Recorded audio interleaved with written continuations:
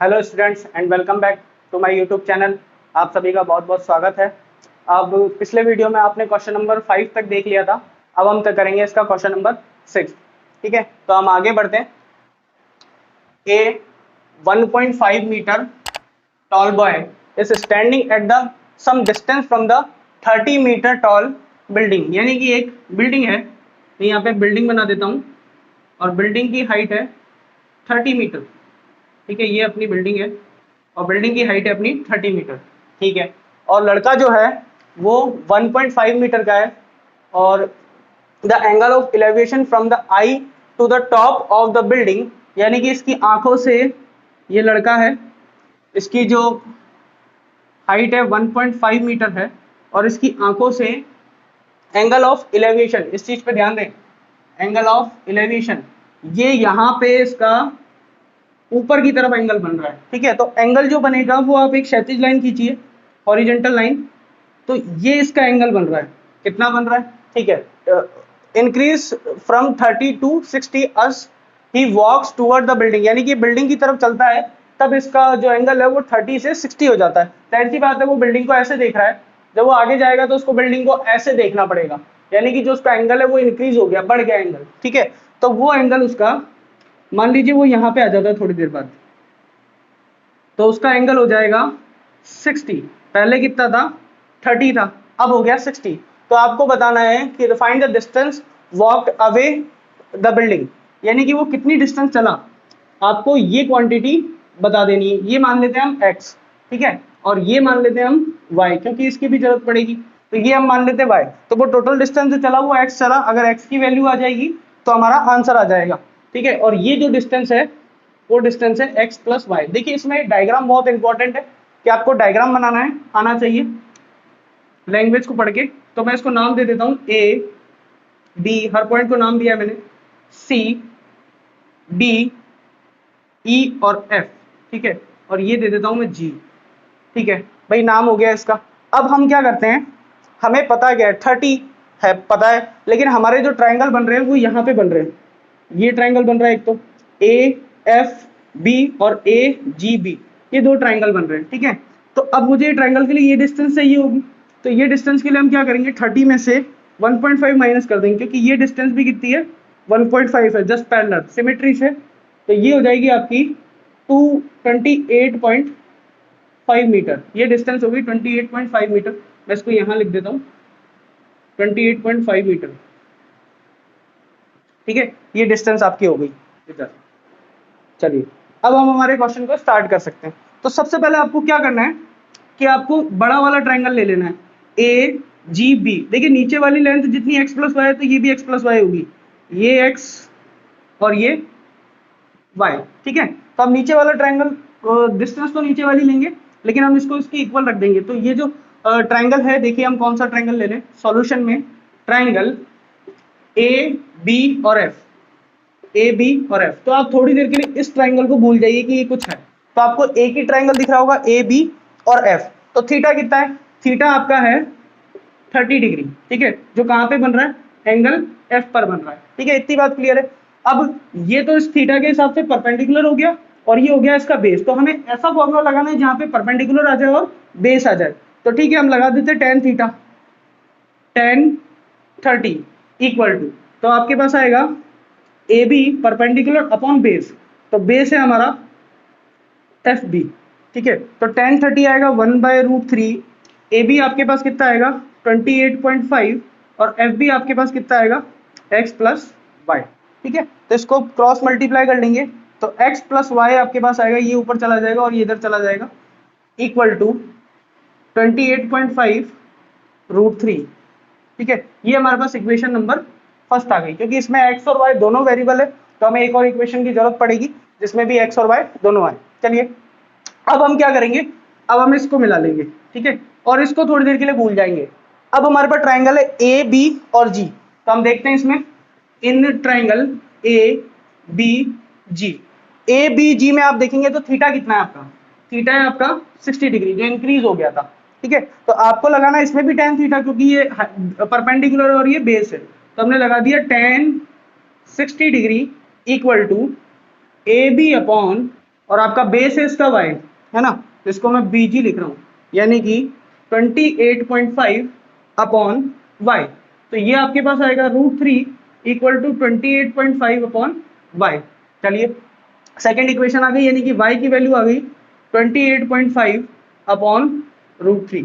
तो x और y दोनों, x प्लस वाई, और एक इक्वेशन आ गई है हमारे पास x प्लस वाई की फॉर्म में, और एक y आ गया। अगर y की वैल्यू उठा के मैं इसमें रख दूं तो हमारे पास x आ जाएगा।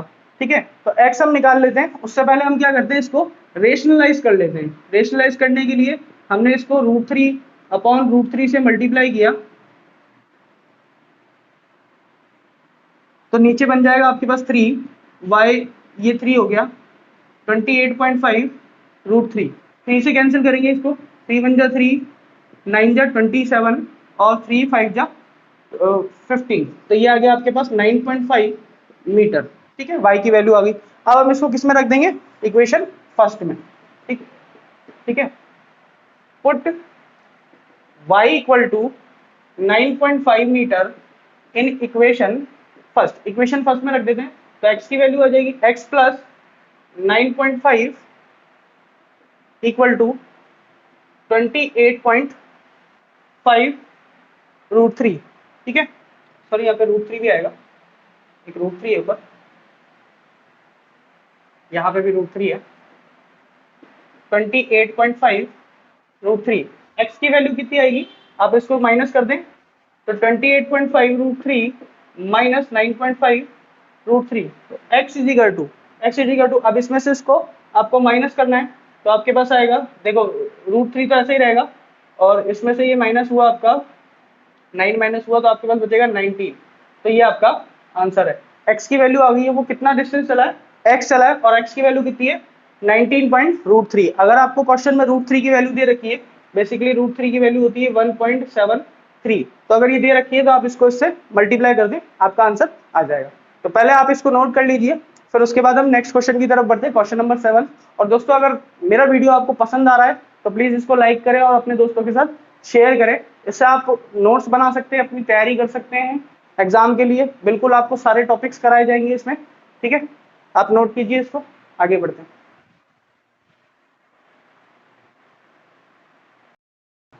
चलिए स्टूडेंट्स, तो हम बढ़ते हैं अपने नेक्स्ट क्वेश्चन, क्वेश्चन नंबर 7 की तरफ। इसको ध्यान से पढ़ते हैं।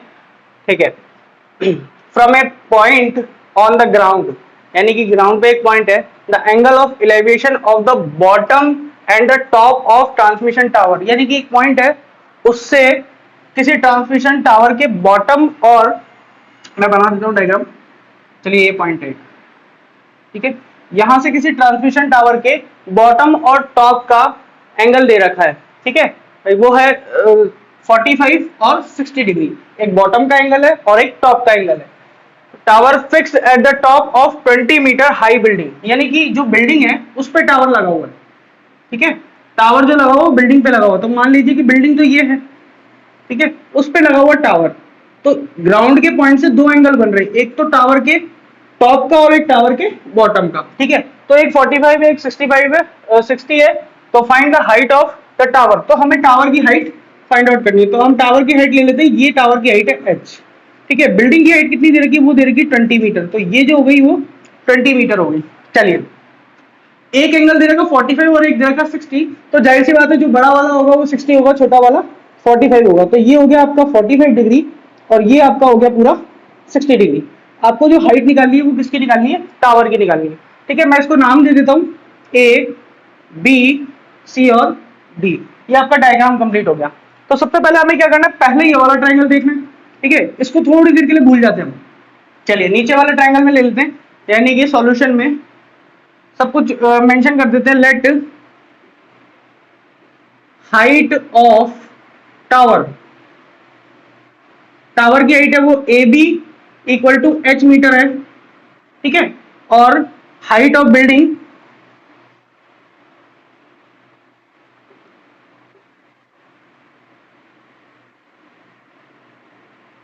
Equal to 20 metre. ठीक है, जिसको हम लिख देते हैं कि वो BC है। BC हमारी कितनी है 20 मीटर, और दो एंगल बन रहे हैं। ठीक है, एंगल को हम मेंशन कर देंगे जब हम ट्राइंगल लेंगे, ये थोड़ी देर के लिए हम भूल जाते हैं। चलिए अब हम इस ट्राइंगल में आ जाते हैं। कौन सा, in triangle BCD theta equal to 45 degree.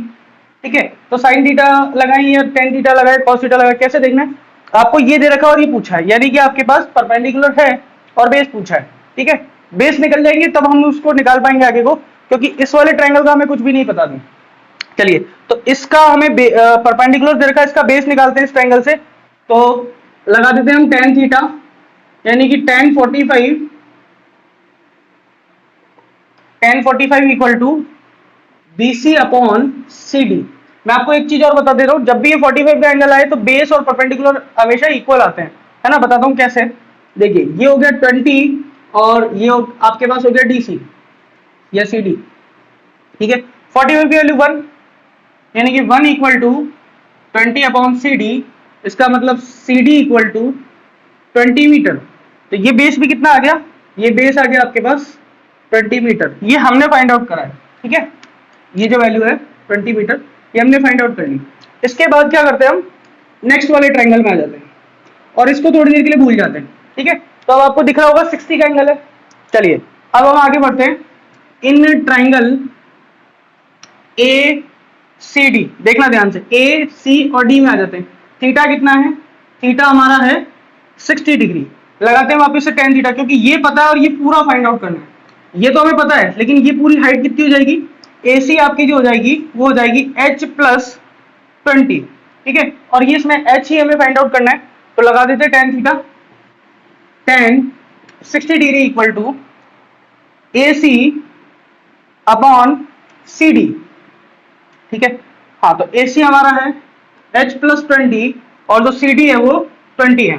Ten 60 की वैल्यू रखते हैं। टेन 60 की वैल्यू होती है √3 equal to H plus 20 upon 20। तो 20 को अगर मल्टीप्लाई, तो ये हो जाएगा 20 √3 इक्वल टू H प्लस 20। तो 20 उधर चला जाएगा, 20 √3 माइनस 20 इक्वल टू H। तो H की वैल्यू आ गई, यहाँ से 20 कॉमन ले लेंगे तो आएगा √3 माइनस 1। ये मीटर में आपके पास वैल्यू आ गई। तो इस क्वेश्चन इस तरह से सॉल्व किया जाएगा है। तो आप इसको नोट कर लीजिए, फिर हम नेक्स्ट क्वेश्चन आगे बढ़ते हैं।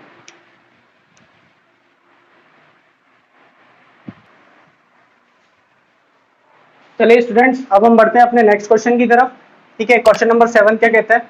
ए statue 1.6 metre tall stand on the top of a pedestal.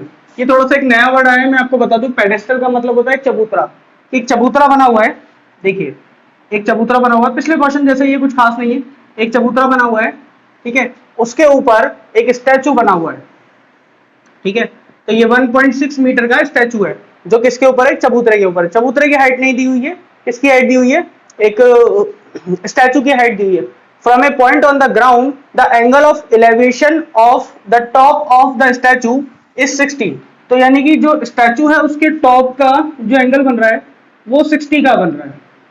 ठीक है, वो 60 का बन रहा है। और बोल रहा है and from the same point the angle of elevation of the top of the pedestal is 45। यानी कि इसके बॉटम का जो एंगल बन रहा है स्टैचू के वो 45 बन रहा है और टॉप का जो एंगल बन रहा है वो 60 बन रहा है। ठीक है, find the height of pedestal. पिछले क्वेश्चन में ये दे रखा था और ये पूछा था, अब के क्वेश्चन में ये दे रखा और ये पूछा है। ठीक है, चलिए इसको नाम दे देते A, B, C और D। तो ये हाइट हम मान लेते हैं H है। सेम वही प्रोसेस करना है। ठीक है, पहले हम लिख लेते हैं इसके बारे में। Solution let height of pedestal is H metre. ठीक है, H मीटर की हाइट है पेडेस्टल की, और स्टैचू की हाइट ऑफ स्टैचू ये है आपकी 1.6 मीटर। ठीक है, 1.6 मीटर इसकी हाइट है और H हाइट इसकी है। अब देखिए आपको क्या करना है, पहले हमने क्या करा था, दो इक्वेशन निकलेगी। इस ट्रायंगल, इस एंगल को भूल जाओ, ट्रायंगल को 60 वाले को, पहले 45 को मेंशन कर लो। ठीक है, तो आप आ जाते हैं इन ट्रायंगल BCD में थीटा आपके पास है 45। हम इस वाले ट्रायंगल में चल रहे हैं। ठीक है, थीटा आपके पास है 45, तो हम लगा देते हैं, ये हमें निकालना है पहले तो। ठीक है, बेस निकालते हैं।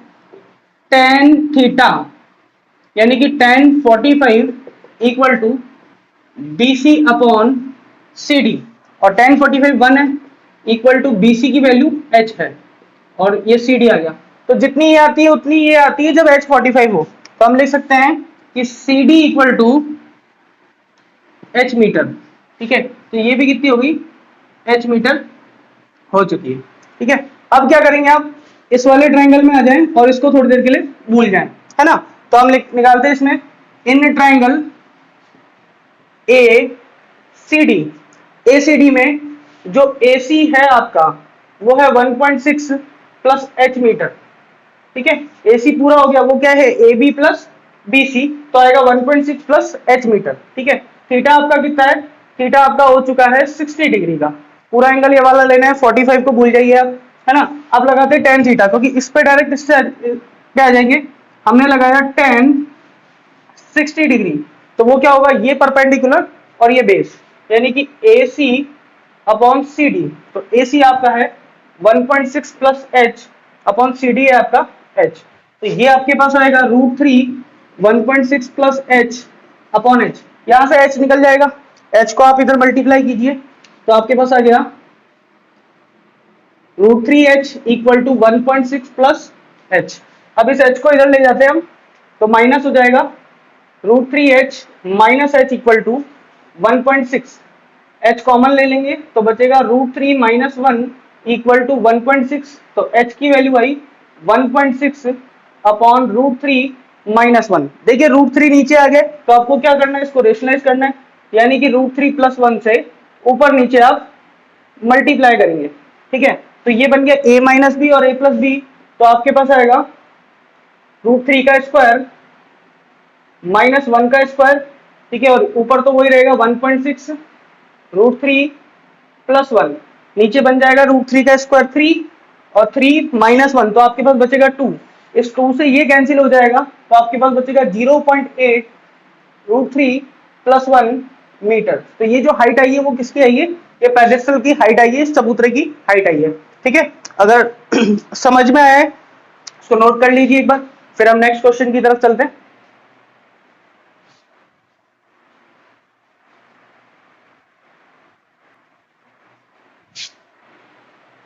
चलिए स्टूडेंट, हम बढ़ते हैं अपने क्वेश्चन नंबर 9 की तरफ। देखिए, the angle of elevation of the top of A building from the foot of the tower is 30 degree, यानी कि बिल्डिंग के टॉप का एलिवेशन एंगल दे रखा है, कहां से फुट ऑफ द टावर, यानी कि एक टावर है और एक बिल्डिंग है और वो 30 डिग्री दे रखा है। And the angle of elevation of the top of the tower from the foot of the building, यानी कि इसका मतलब दो चीजें, एक तो बिल्डिंग है और एक टावर है। तो बिल्डिंग के फुट से एक तो टावर के टॉप का दे रखा है और एक टावर के टॉप से बिल्डिंग के फुट का दे रखा है ना, इस तरह से दोनों ही एंगल ऑफ एलिवेशन है। देखिए मैं बना देता हूं, आपको बता देता हूं कि क्या है, ये कंडीशन है, एक तो दे रखा है इसके फुट से इसके टॉप का, और एक दे रखा है इसके फुट से इसके टॉप का, दोनों एंगल ऑफ एलिवेशन है।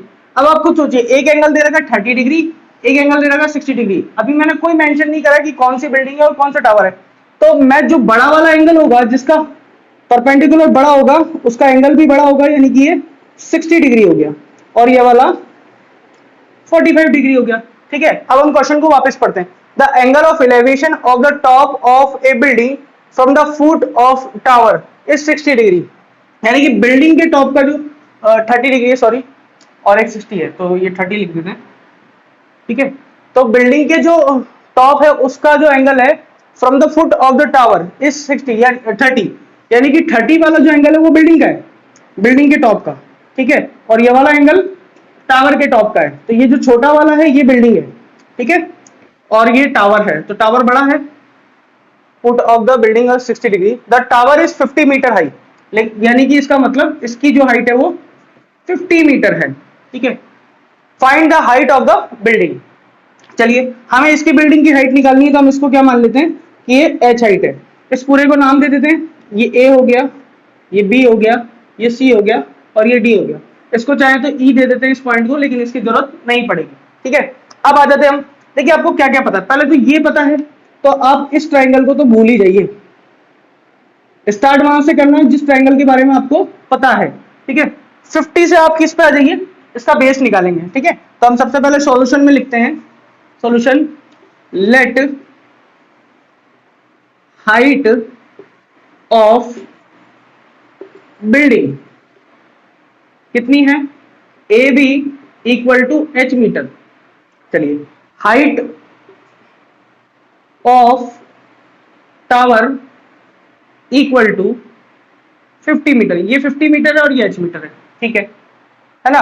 अब आ जाते हैं हम किस में, ट्रायंगल में, ट्रायंगल बी डी और सी में, यानी कि in triangle B D C में थीटा कितना हो गया इसका 60 डिग्री, तो थीटा लिख लेते हैं 60 डिग्री, लगाना tan थीटा ही है।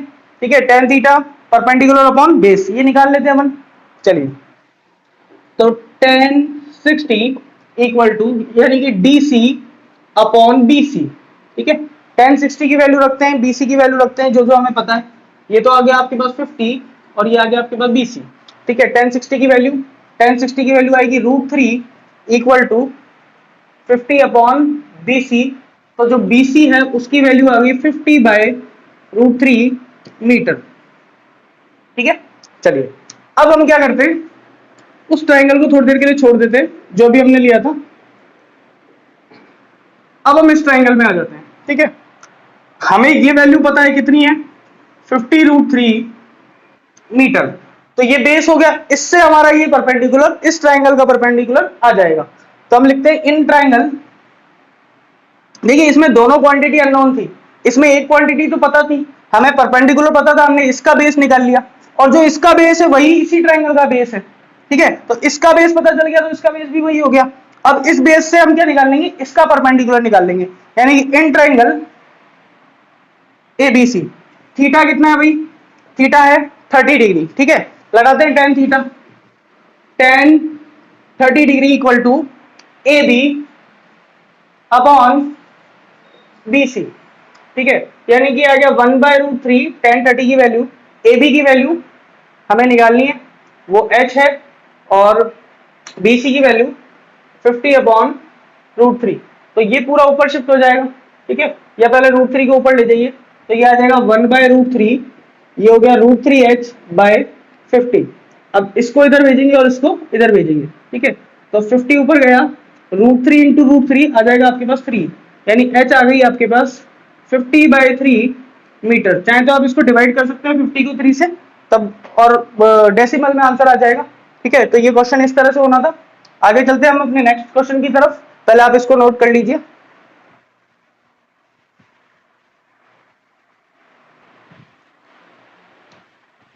हाँ तो स्टूडेंट्स, अब हम बढ़ते हैं अपने क्वेश्चन नंबर 10 की तरफ।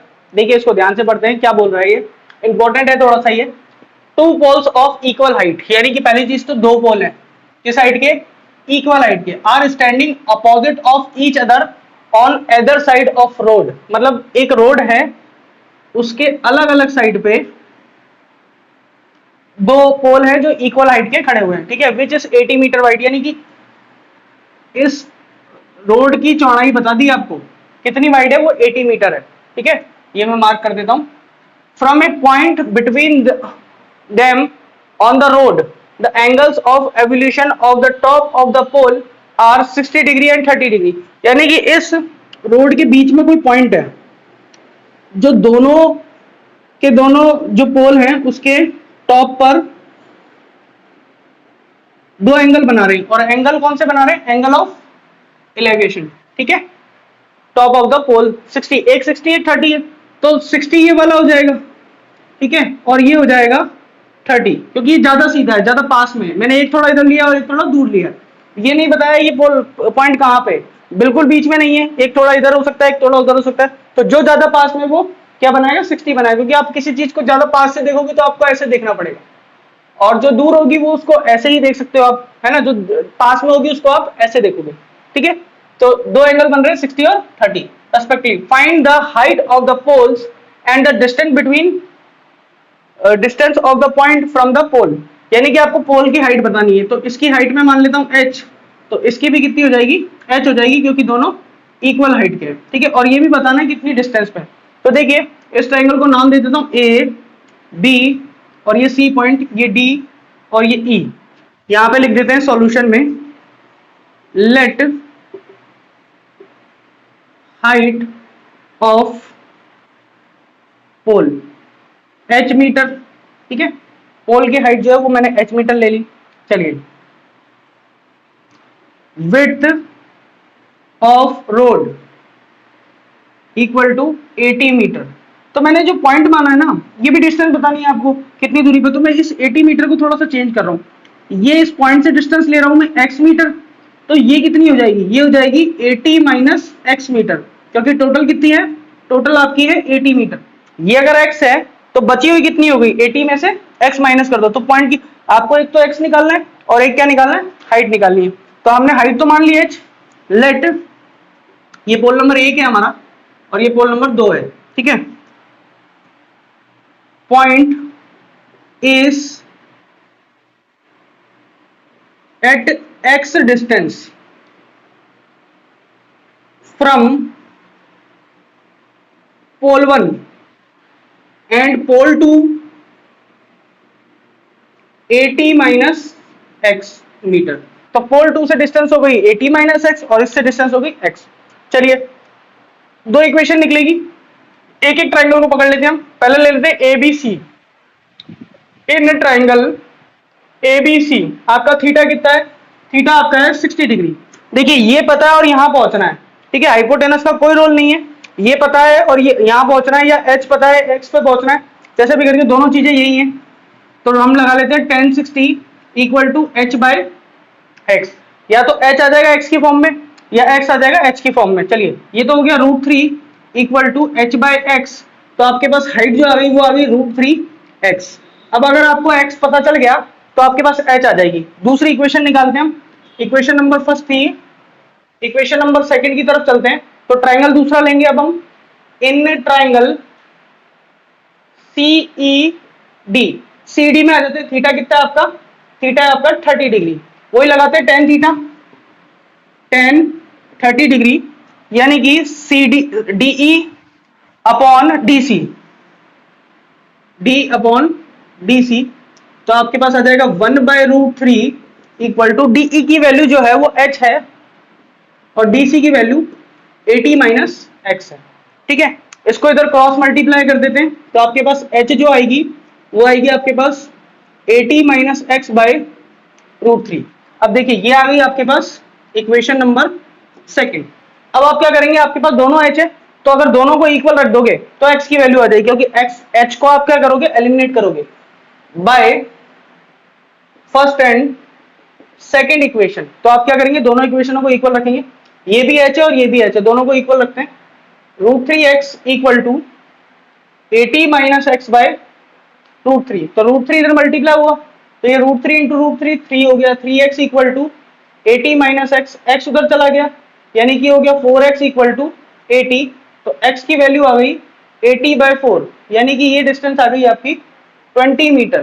तो ये वाली जो डिस्टेंस है वो आ गई आपकी 20 मीटर, ठीक है। तो ये आप निकालोगे तो आपकी आएगी 60 मीटर, ठीक है। तो ये फर्स्ट पोल से डिस्टेंस है ये। अब अगर h पूछ ले आपसे, तो h तो है √3x, यानी कि 20 √3 मीटर। तो पोल की हाइट आ गई आपकी कितनी, 20 √3, और जो डिस्टेंस आ गई वो आ गई, एक तो 20 आएगी और एक 60 मीटर आएगी। 60 मीटर इसलिए क्योंकि 80 में से आप माइनस करोगे, मेरे पास उधर जगह नहीं है इसलिए मैं इधर बता रहा हूँ। 80 में से 20 माइनस कर दोगे तो आपके पास 60 आ जाएगी, एक आ चुकी है आपके पास 20, ठीक है। और h निकालना है तो √3x है, यहाँ से हमें इक्वेशन पता है, या इसमें भी रख सकते हैं आप, इससे भी आ जाएगा आंसर, ठीक है। इसमें रख दिया, इजी पड़ेगा। 20 इंटू √3, तो h जो आ गई वो आ गई कितनी, 20√3, ठीक है। तो हम दोस्तों मिलते हैं नेक्स्ट पार्ट में, जिसमें हम आगे की क्वेश्चन करेंगे, क्वेश्चन टू 16 तक जो बाकी रह गए वो उसमें करेंगे। और आपको अगर मेरे वीडियोस पसंद आ रहे हैं तो प्लीज इसको लाइक करें और दोस्तों के साथ शेयर करें। हमारे द्वारा आपको पूरा कोर्स प्रोवाइड कराया जाएगा और आप उससे अपने नोट्स बनाइए और एग्जाम की अच्छी तैयारी कीजिए। Thank you.